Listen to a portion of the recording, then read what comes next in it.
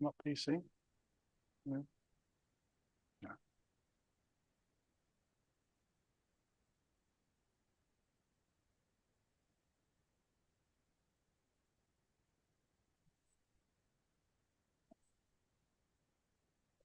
Oh.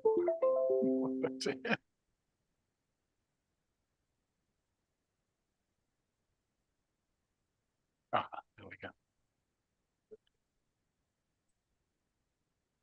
Yeah, yeah. Yeah, okay.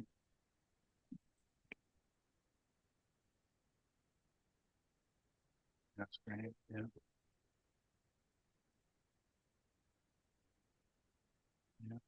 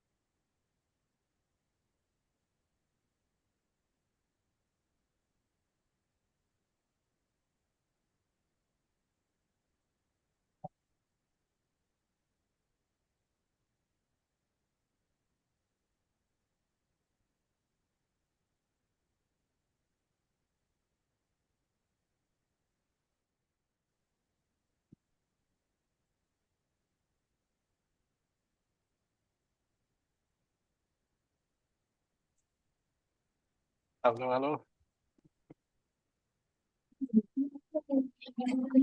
ওটা 5-5টার সময় হবে।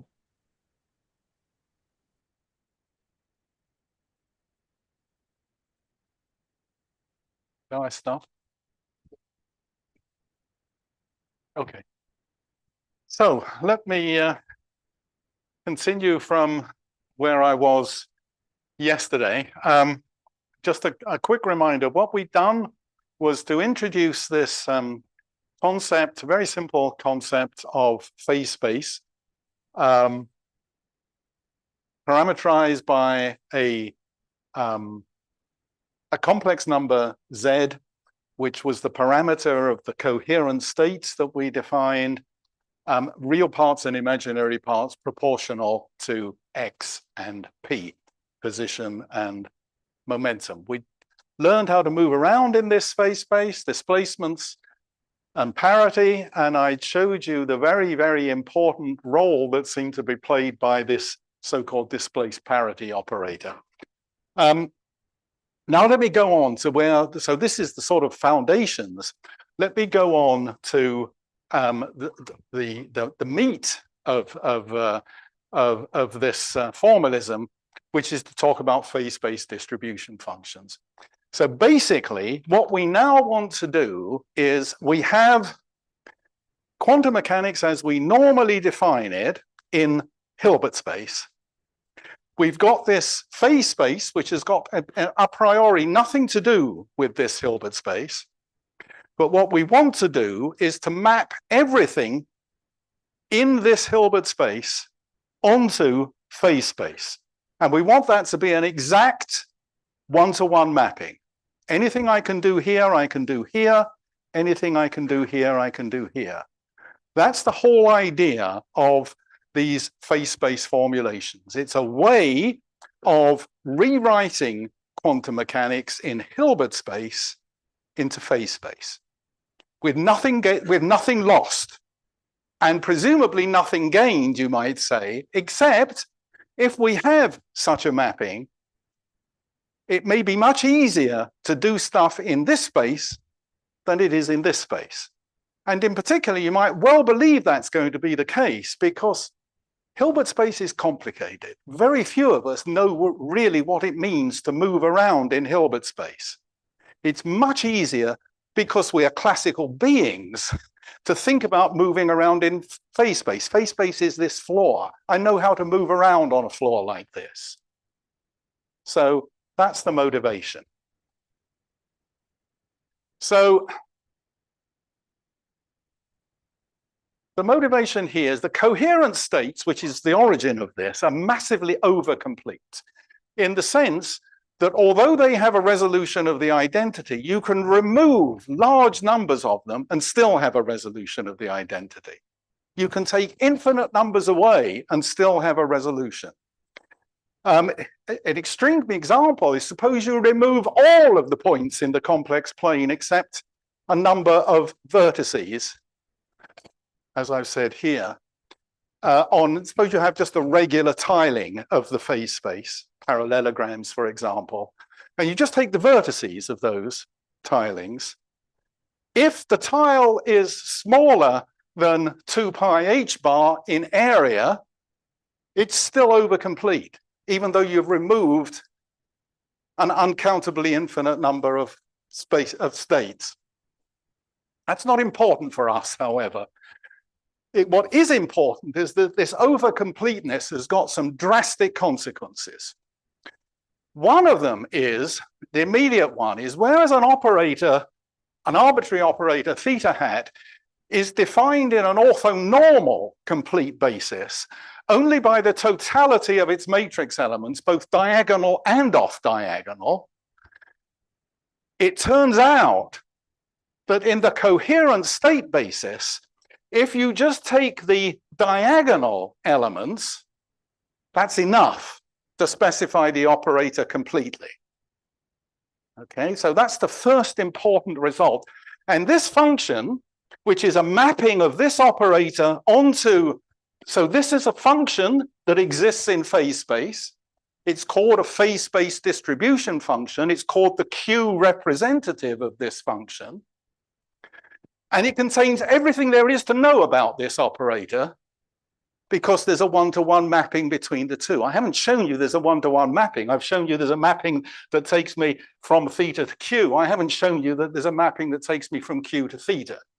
But there is, and we'll come back to it. So this is called the Q function or the Q representative of theta, and it's enough to specify that operator completely. It's easy to work out what some of these Q functions are. In particular, for this displaced parity operator, you can rather readily show that it's got an exponential form.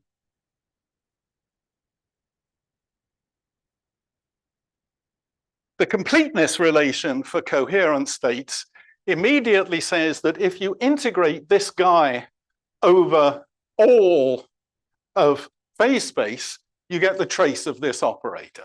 That just follows from the definition. Now, this is only one example of a phase space distribution function. There's another one called the P representative, usually called the Glauber-Sudershan, probably more properly called the Sudershan-Glauber representation. And that says that an operator can be expanded in terms of projectors, right? This guy here projects me onto the coherent states. And if I integrate weight each of these projectors with this, let's say this probability distribution, it's not really a probability, but I weight it by this function, I get back theta.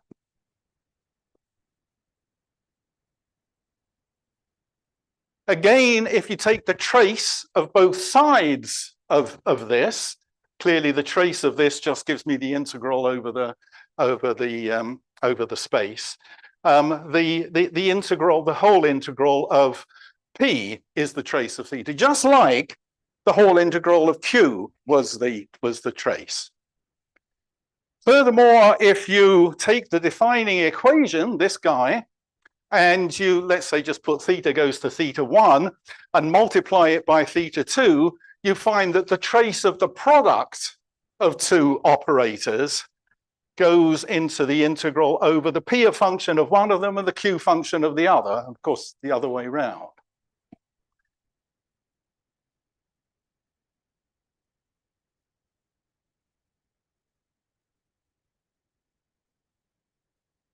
There is a formula due to meta, which is quite easy to derive. And basically, you just take the matrix element of the theta operator between coherent state zeta and minus zeta. We're used to minus signs coming in now. We've seen parity plays a sort of key role in this game. Then you can rather easily show that the P function can be constructed from theta this way. So this says if you know theta, you know P. And of course, if you know P, you know theta by construction. So that shows a one-to-one mapping between theta and P.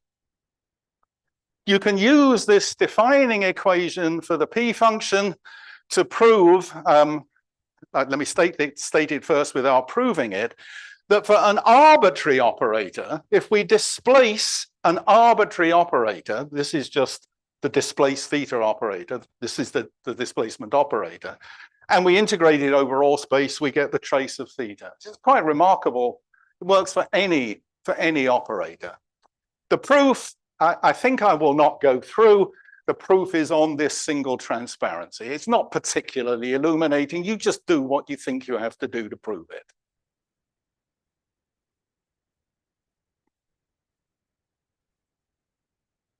What's very interesting is there a simple relation between the P function and the Q function. If I take the defining equation for the P function and simply pre and post multiply, just take matrix elements in coherent states, I get this relation. The left-hand side is nothing more than the Q representative by construction. And this guy is just an overlap between two coherent states. And I've given you a formula yesterday for what the overlap between two coherent states is. It's this. And so this is a relation between Q and P. It's more interesting, in particular, if you take Fourier transforms of both sides, you can use a general result, which is easily provable by taking the Fourier transform of this. That for an arbitrary function, completely arbitrary function of a complex number and its complex conjugate, its integral with a Gaussian is given by an exponentiated Laplacian.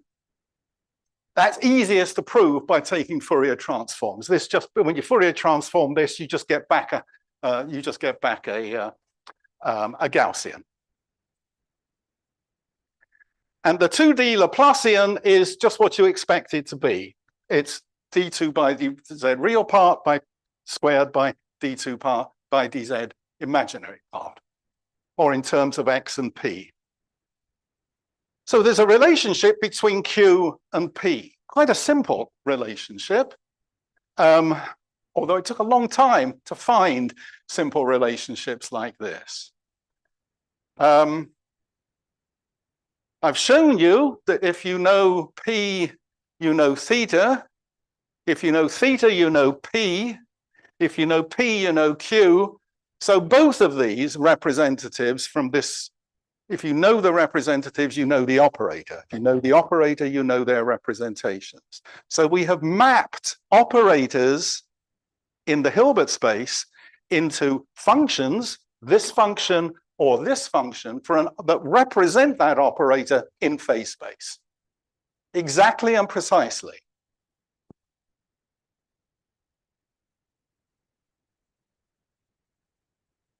it's very interesting how this works in practice. The operators A and A dagger don't commute.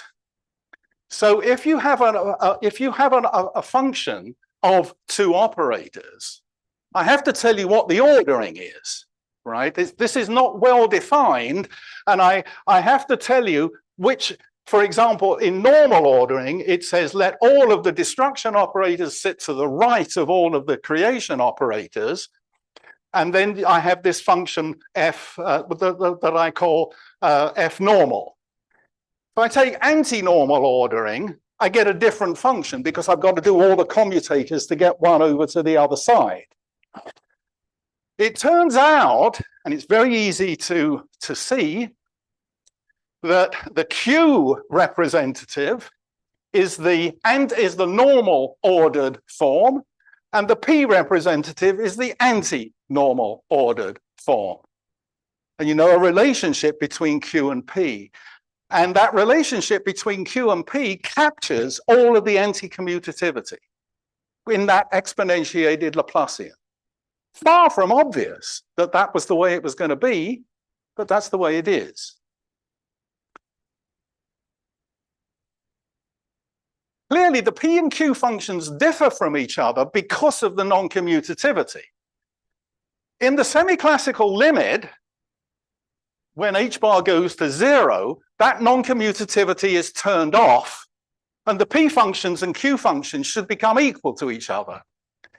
That's easy to see because the Q is this exponentiated Laplacian operator. Sorry, that's a Laplacian, not a nabla. And if I just expand that out, each of these Laplacian terms, if I come back, I wrote down the Laplacian. The Laplacian, when I put the powers of h bar back in, each Laplacian has got a factor of h bar in it. And so you see that when I make this expansion, it's only the linear term that survives the classical limit. And so in the classical limit, Q and P become the same. I stress, this is quite interesting. There's a lot of stuff buried here. This is really only valid if these functions are smooth functions. For many purposes, they are. However, in chaotic systems, it turns out they're not. Chaotic systems have singular functions of h bar, and these cases require extremely special study, but they lead you, and I'm not going to talk about this, I'll just throw it as an aside, but it leads you to a much deeper understanding of the relationship between classical and quantum chaos, which is a whole big subject in and of itself. Let me introduce yet one more of these phase-space distribution functions, the so-called Wigner function. Now, remember that I proved this important relation. I called it equation 14. Perhaps it's worth me, am I going the right way? Yes, I am. Coming back to this equation to remind you of it. Whoops, one more. There we go. This is twice the parity operator. Remember, if we had four completely arbitrary states, didn't have to be coherent, any states you like, you've got this relationship, very important relationship. The moment you've got that relationship,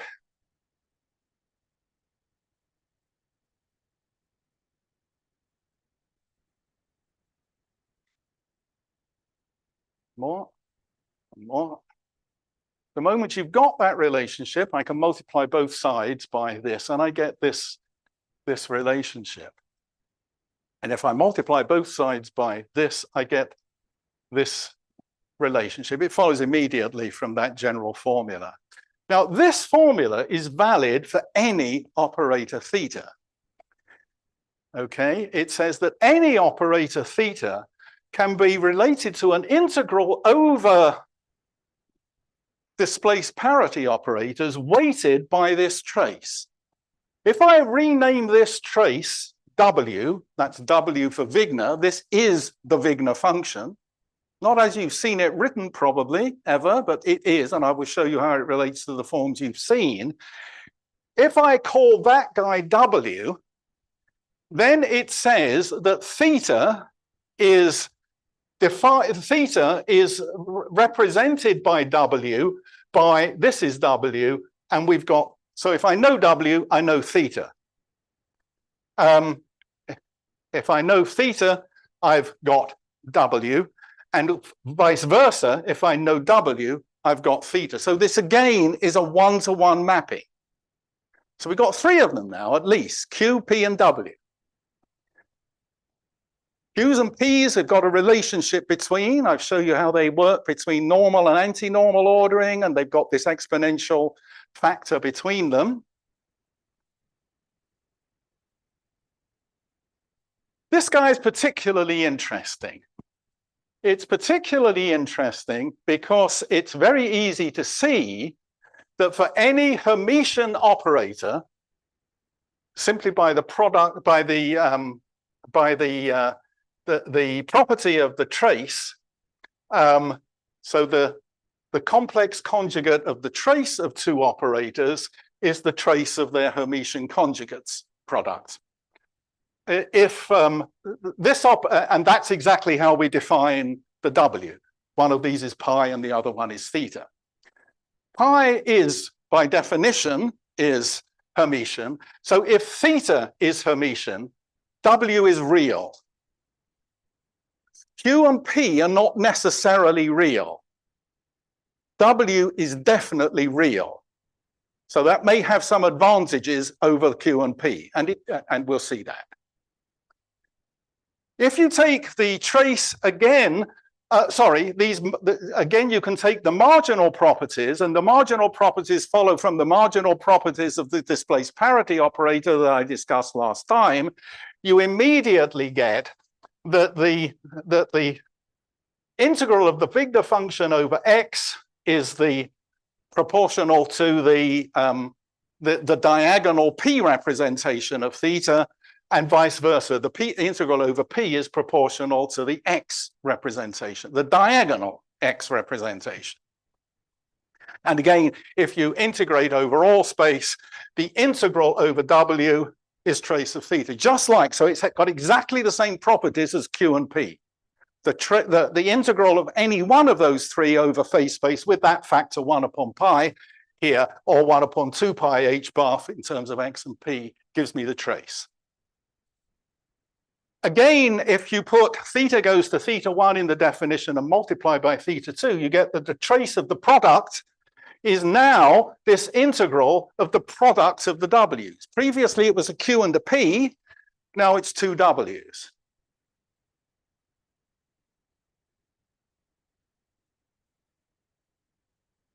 Again, if you just take this defining equation for W, you find and sandwich it between these between the coherent states. That's the definition of Q, and the right-hand side just gives me this guy, and that's the Q function, or the diagonal elements of the parity operator, which I showed you a few moments ago was equal to this exponential. It's not the same as the previous one. The previous one between Q and P didn't have those factors of 2 in it. But we've got that general relation for, should I come back to it? Yeah, I should. Got this general relation for an arbitrary constant K in here. You get this exponentiated Laplacian with a factor 1 upon 4K. So again, we've got a relationship between Q and W. We've got a relationship between Q and P, and what you see is W sits sort of bang in the middle between Q and P in terms of, this is an exponential to the minus 1 upon 8 Laplacian. This is an exponential 1 upon 8 Laplacian. So the W, the Q and the W and the P kind of go in that order. W sits in the middle between Q and P. You saw that in the integral for the for the trace of the product of two things. You either had a Q and a P, or you had two W's. So there's something very real about the fact that W sits in the middle between Q and P. And the nice thing about W is it's real everywhere. Okay, let's work on this W a bit more. This is the definition. And all I've done is again, in cyan, I'm telling you what I'm doing. I've inserted a complete set of position eigenstates. Few lines of algebra, and I get to this relationship. I can make this look more symmetric by if I take this big Y and I put it equal to the X, which sits in here, plus a half big X, and it gives me this formula. This is the formula that is most well known for the Wigner representation of an arbitrary operator. It's not quite the form in which Wigner wrote it down. Wigner wrote it down for theta being a density operator.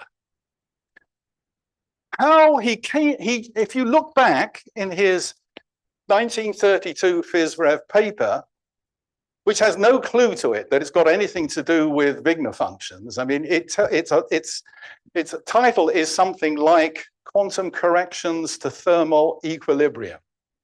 Thermal statistical equilibrium. What he was doing was quantum thermodynamics.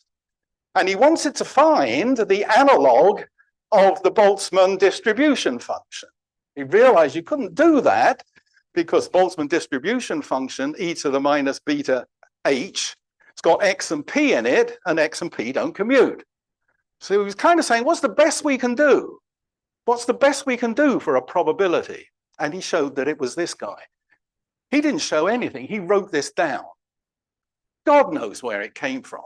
He doesn't tell you. God, it's incredible. It came out of his mind. There's a footnote in that paper that says, this was derived in a completely different fashion with some work I did with Leo Szilard a few years ago. You know, this is Szilard of the Manhattan Project fame. Doesn't tell you where that came from either. But he says, if we have it, then it's got some very nice properties. It's easy to see by inserting complete sets of momentum eigenstates that if you don't like the position eigenstates, you want momentum eigenstates, you get a formula which looks almost exactly the same. Almost exactly the same. It's hard to spot the difference, isn't it? Except you're integrating here over big P, and instead of little p times big X, you've got big P times X, and you've got a change of sign. Otherwise, X goes to P, little x goes to little p, big X goes to big P. It's a remarkable symmetry.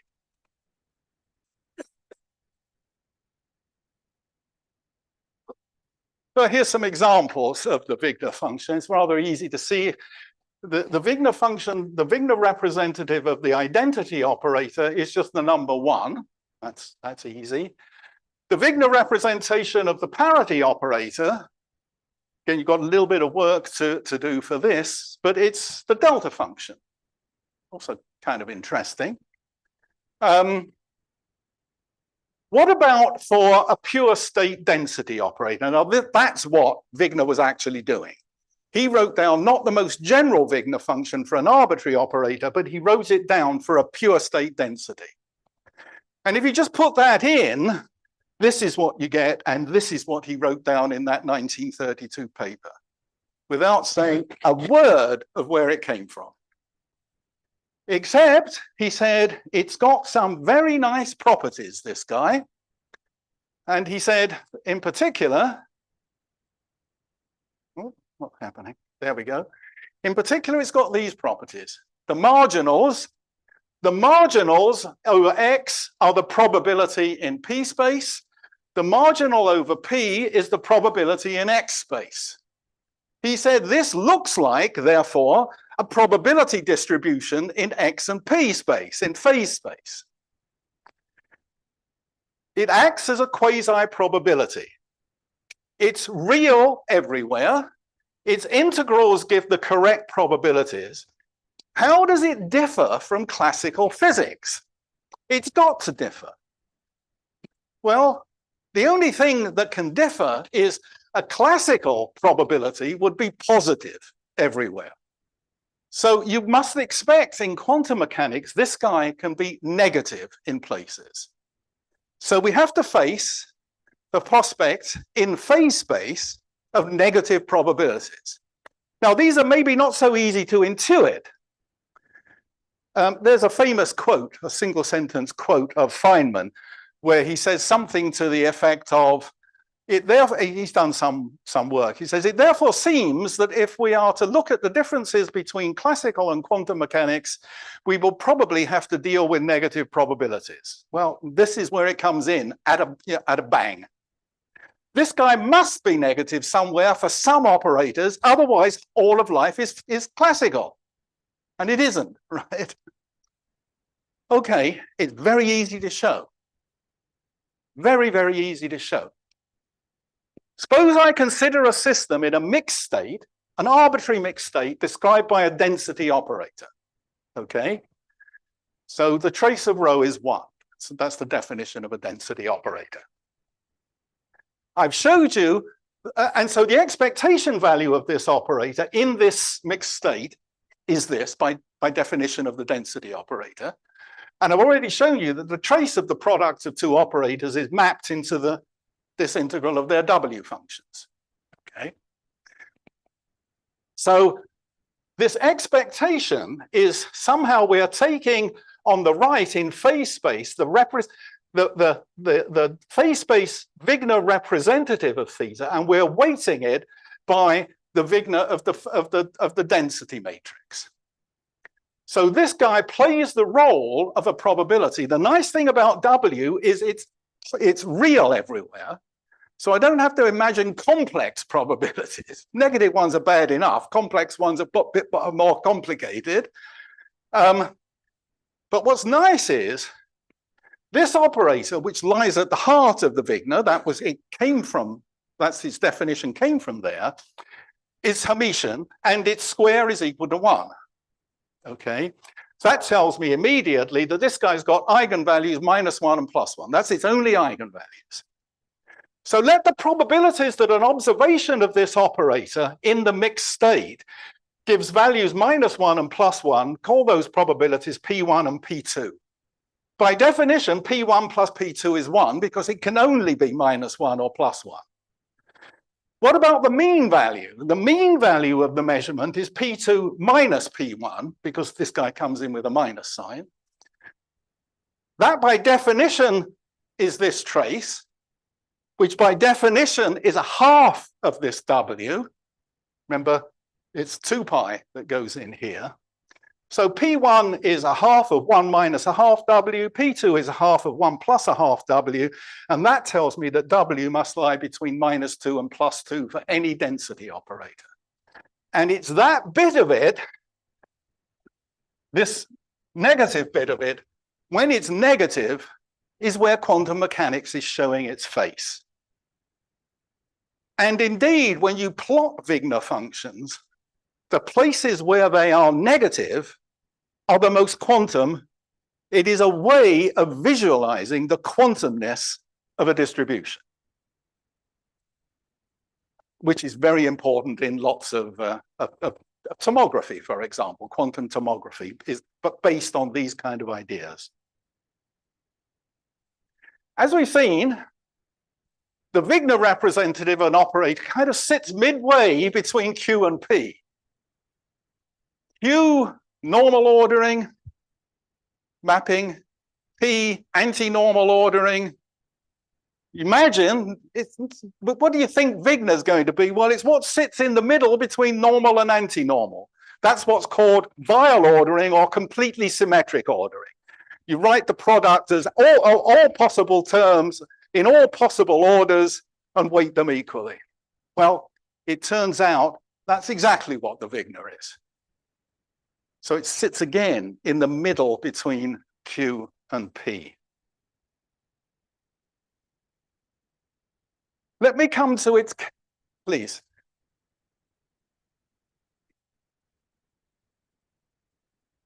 That's a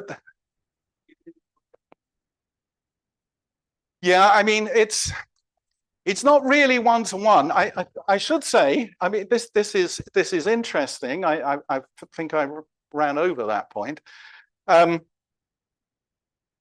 It for some operators, it has to be that they have to have that their Wigner representatives have to have some regions which are negative. You can ask the question, what density operators are, in particular, what pure state density operators are positive everywhere? Are there any? And the answer is, yeah, there are some, but the only ones are these minimum quasi-classical minimum uncertainty states, which makes them even more quasi-classical than we thought they were before. All others have some regions of negativity. It's not an obvious mapping, however, between regions of negativity. In some loose sense, the more regions of negativity, the more quantum. But it's in a sense in which I would find hard to actually define for you.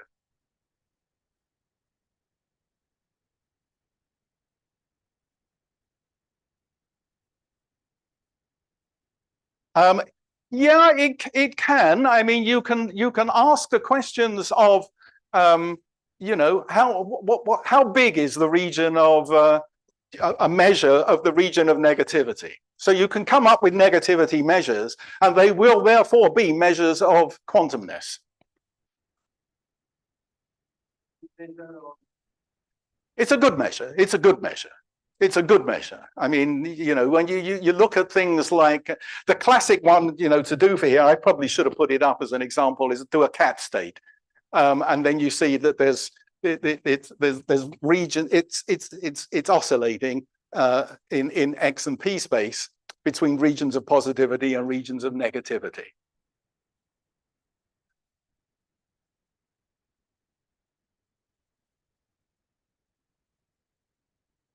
You mean for a number eigenstate? It's easy enough to do. I mean, you just have to. It probably maps onto the regions of negativity of a Laguerre polynomial or something like this. Can't remember exactly.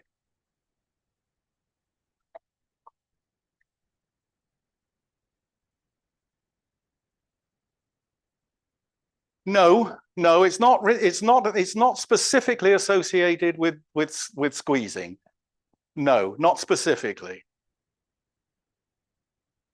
Let me come to its counterpart now, which is Weil never called this his function, but it's common now to give it his name. Let's call it the Y function. Just as I could prove from there was a similar relationship between, instead of D, we had 2 pi. Now let's come back to the relation where there is a D here. And so equivalently, if we define Y to be the trace of this product, then I have that theta is represented by an integral over displacement operators weighted by the Y function. So in exactly the same way as the operator was represented by an integral over displaced parity operators by the Wigner function, the W, this is the weighting in terms of D. It's very easy to show that just like that I showed you last time, that the displacement operator and the displaced parity operator were Fourier transforms of each other, 2-dimensional Fourier transforms. So the Wigner function and the Y function are also 2-dimensional Fourier transforms of each other. Again, it's very easy to show. In particular, what you find is, it comes no great surprise, that the tilde on top of something is defined now to be a 2-dimensional Fourier transform. Okay, I define that here. Here's the definition of the 2-dimensional Fourier transform of a function. Okay, little x and little p in the ordinary phase space, big X and big P in the Fourier transform space. It's the way I usually try to distinguish between these. The Weyl function is the Fourier transform of the Wigner function apart from one parity change. And this comes as no great surprise because parity is popping its head up in all sorts of surprising ways. It's nice that Wigner and Weyl both begin with W because often instead of Y, you put W tilde. So Wigner is W and Weyl is W tilde. Again, not quite. There's this extra minus sign. Now, if you like, you can absorb that extra minus sign in the, oops. You can absorb that extra minus sign. You could put a minus sign in here. That could be your definition of a Fourier transform. And in which case you would not. But then you ask yourself, well, why does one of them come with a positive term and one come with a negative? And it kind of buries the fact of where it's actually that there is a parity transformation going on here.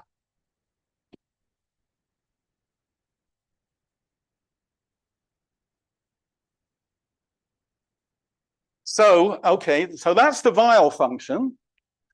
And if you can show that that everything obeys this Fourier transform relationship between the two. What does the Weyl function actually look like? Again, do exactly the same thing. Take the Fourier transform of the Wigner, let x go to minus x, and you get this relation or this relation. And you think, my God, these look exactly like the Wigner terms. And indeed they do, except in the Wigner, this was an integral over big X, and this was an integral over big P. But there is a remarkable, an absolutely remarkable symmetry between both this pair and their counterpart in Wigner. And you have to, you have to work at just showing that this is true. It's not dirty algebra, but you have to do a bit.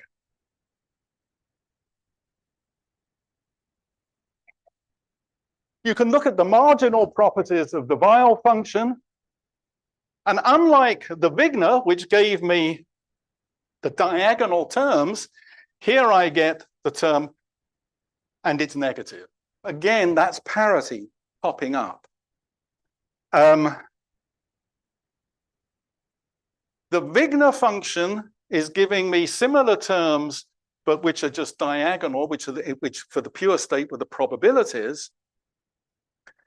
It's measuring smearness. This guy, because this term is shifted by an amount p from this one, it's measuring an autocorrelation.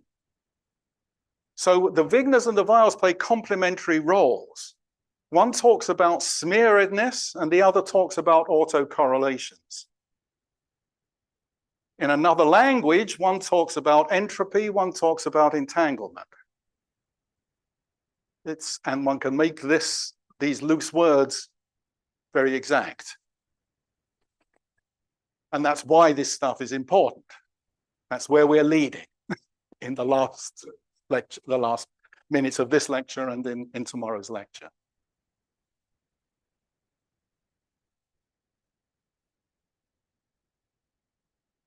Again, the Q's and P's are related to Wigner. The two-dimensional Fourier transform of Wigner is related to Weyl. You take Fourier transforms of all of these things, and this is what you get. The Fourier transform of the Laplacian is just this positive or negative Gaussian.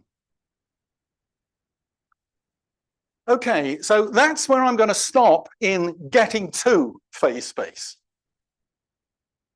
This is all known stuff, but known stuff brought together in a fashion that makes it rather explicit of how we might extend it. So what I've said is, to summarize, I've shown how quantum phase space, first introduced almost 100 years ago, incredible really, by Wigner and Weil, allow us to map quantum operators in Hilbert space onto their representatives in phase space, be it a P, a Q, or a W. Doesn't matter, because if you know one, you know them all. The nice thing about W is it is a quasi-probability for the density matrix, albeit it has negative pieces. This work was extended by others, particularly Grunewald and Mayol, to show that what this actually gives you is an autonomous route to quantization, just like Feynman path integrals were an autonomous route to quantization. And it gives you a complete and self-description of quantum mechanics as a statistical theory, which is a very deep statement. It might not sound like one, but it's a very deep statement. As I said, Glauber got half the 2005 Nobel Prize in physics for work done along the lines that I have suggested. As I said, it ignored the fact that Clauder and Sudarshan were two essentially equal fathers to the birth of quantum optics, which is where this stuff, the field in which this stuff was first embedded. I hope I've shown you that the formalism is both beautiful and deep. And in what I want to do in the remaining time is to show you where we can go from here. So we've now got a new land. We found a new land.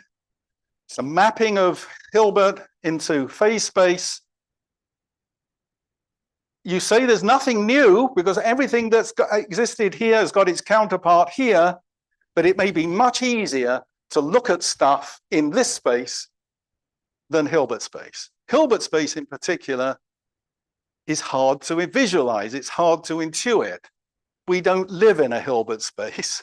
We live in, we're even worse. We don't live in a two-dimensional space. We live in a three-dimensional space, but we have a pretty good idea. We know how to walk around on this floor. We know how to rotate. So that's the idea. Okay. Say again, please. Spin? Yeah. I mean, there are. Perhaps I have I said it on the. So apart from the extensions that I will discuss, there's many other extensions of this stuff. In particular, you can include squeezing. Somebody asked about squeezing.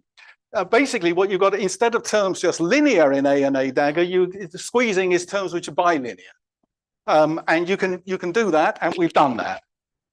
I've done things that operate in XP space. That's the Weil algebra. You asked, if I ask a different question, you asked, what about SU2? That's where spins live. Well, I can do all of this same stuff for SU2. It's just a different space. It's got a different set of operators, but you can define spin Qs, spin Ps, and spin Wigners. I'm not showing you how to do that because I don't have time. It goes into a different phase space. It's a different phase space.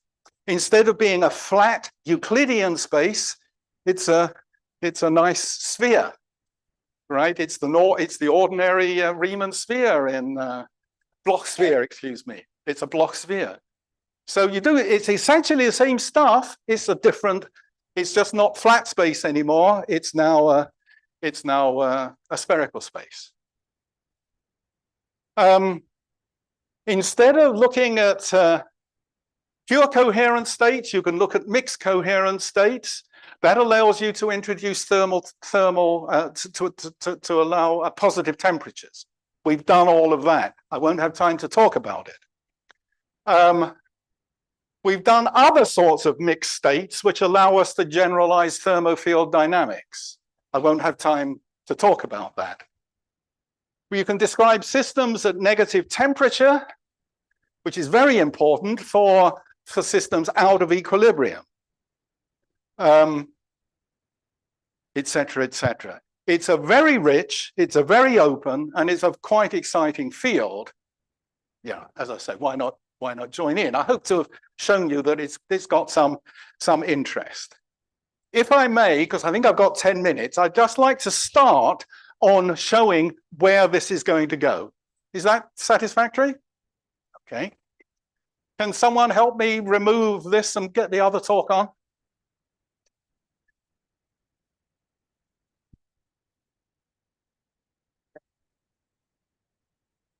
Say that again, please. I missed the. Yes. Yes. I'm not sure. I honestly don't know the answer to that. I don't know.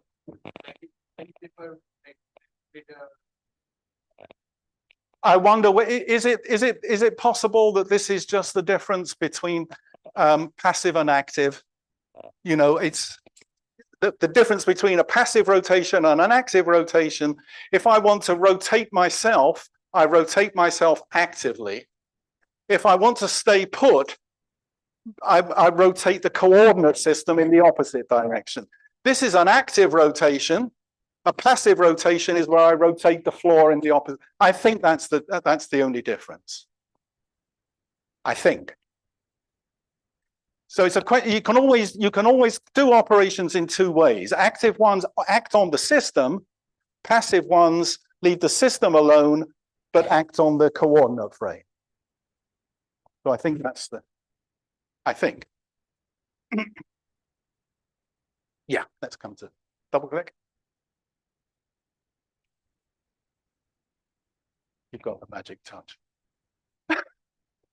Oh, no, even you don't. Okay.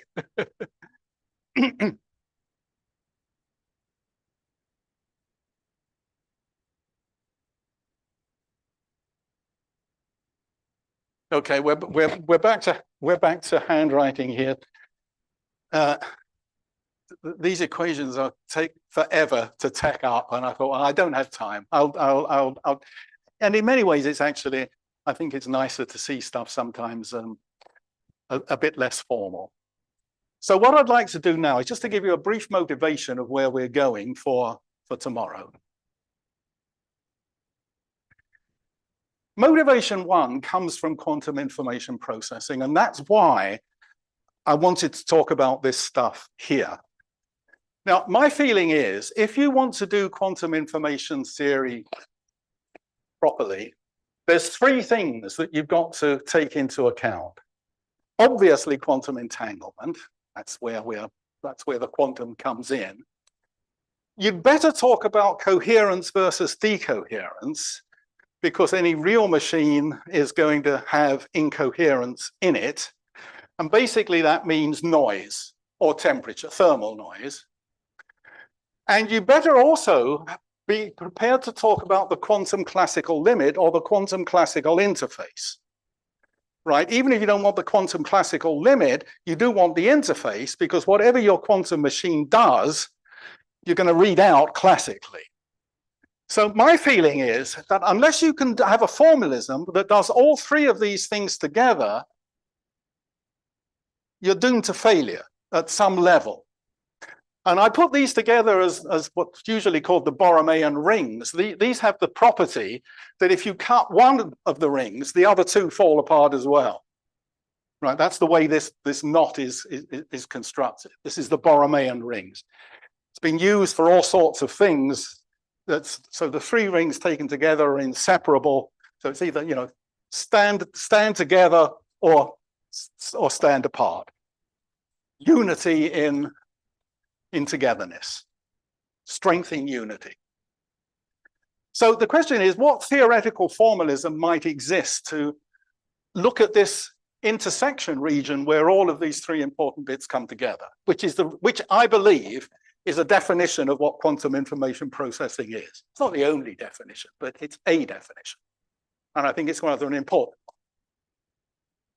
Now, there's another motivation. Historically, as I've said, Weil and Wigner did this early pioneering work of enormous depth. First mention of the Wigner function, which describes a particle in phase space, but in a manner consistent with quantum mechanics. It's this one-to-one mapping between Hilbert space and phase space. Later, Moyal, very clever guy, formalized and extended these ideas, introduced the idea of the Moyal star product. Basically, that's the statement that the Wigner of the product of two operators is not the product of their Wigners. That was obvious from the way that integral, he formulated that as saying, well, it's not the product, but I will define it as being the first one, a star instead of a dot for an ordinary product, a star times the second. And that definition of the star follows from everything we've done here. So that's called the Moyal star product. The moment you've got that product, you can now use it in the phase space as your definition of quantum mechanics. So it's an autonomous route to quantization, just like Feynman's path integrals were. This work was later extended by Bargmann, people like Glauber, people like Claude and Sudarshan in the field of quantum optics, and that's the stuff I've spoken about. Now, there's other things that come in here that may seem extremely disparate.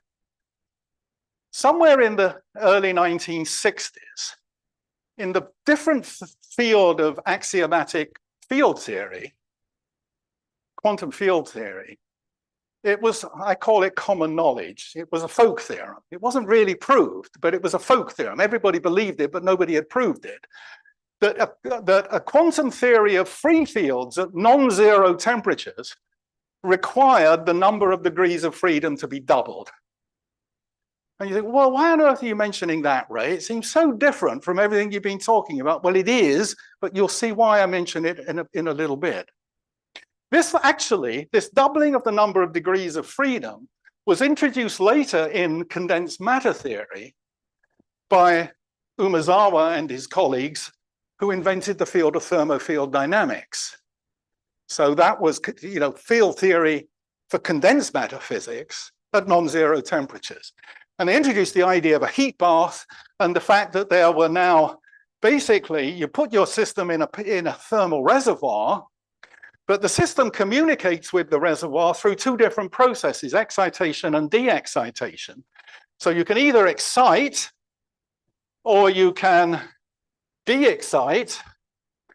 You define the original operator in terms of this C and C dagger, and you find when you re-express the Hamiltonian, you've got the difference of two Hamiltonians. And this difference of two Hamiltonians is quite interesting. It's very rare that you meet differences of Hamiltonians. You often meet sums when you talk about two systems, but this difference, and again, I'll tell you why I mentioned that later. 30 years ago, we introduced coherent mixed states as a generalization of the Glauber pure state coherent states. And we generalized these P and Q representations to non-zero temperatures.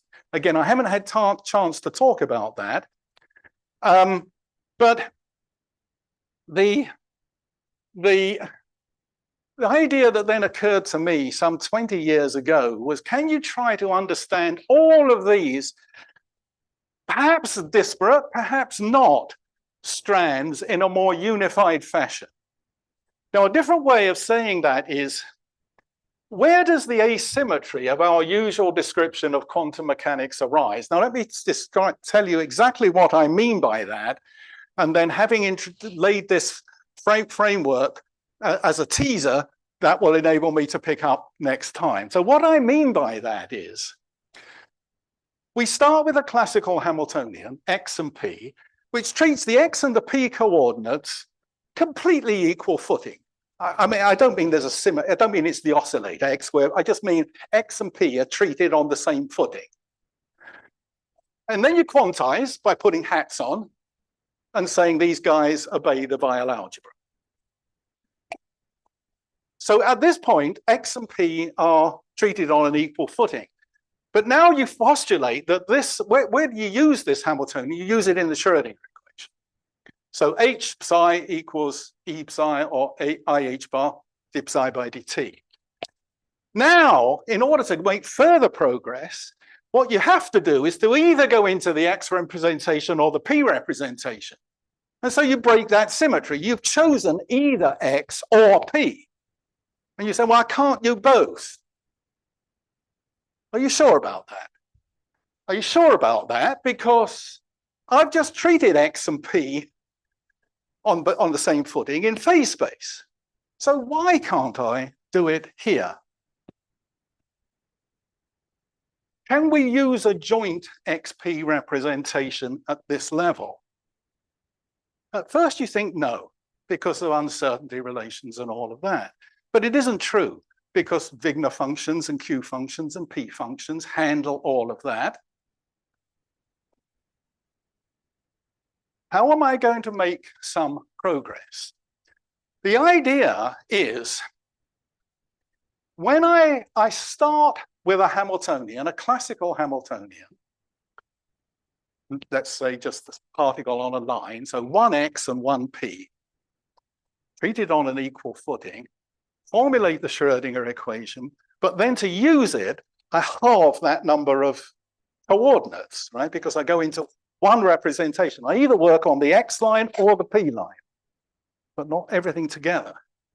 I'd like to do everything together. How will I do that? Well, one way of doing that is, instead of starting with a Hamiltonian that only had 2 bits in it, X and P, little x and little p, how about starting one with little x and little p, big X and big P? Don't know what big X and big P are at the moment, but then I formulate it. It starts with 4 coordinates, but then when I go to a representation, I halve and I come back to 2. So the question I ask is, can I do that? And I thought about this question probably for 20, maybe even 30 years. I think even since I was an undergraduate, I was asking a question. I didn't formulate it like this, but the question is, can it be done?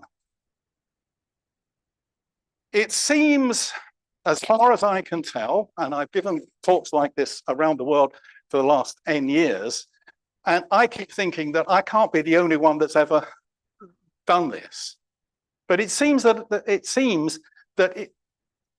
it hasn't been done.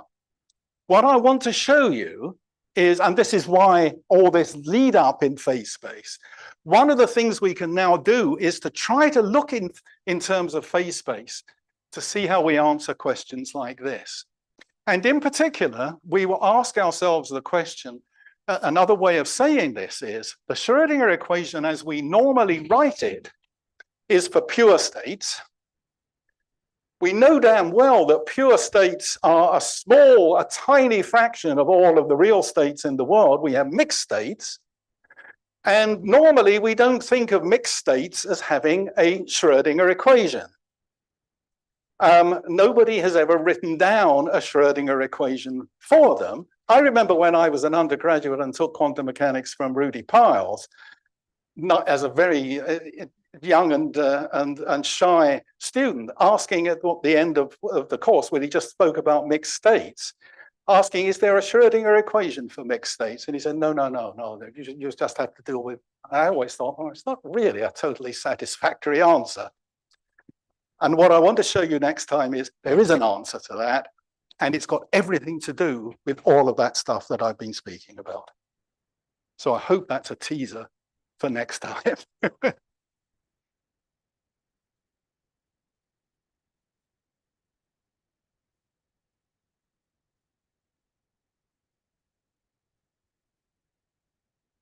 Did all the questions get asked as we were going along, or has anyone still got anything? Probably any questions you have might, unless it's on some of the formal stuff so far, hopefully will be answered tomorrow. Yes. Yes. Say it again, please.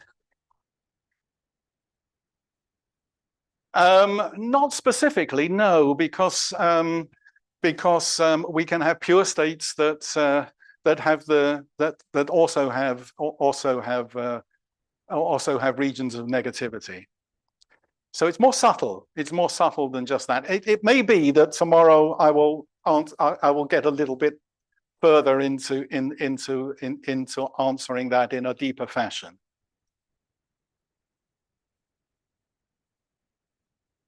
Okay.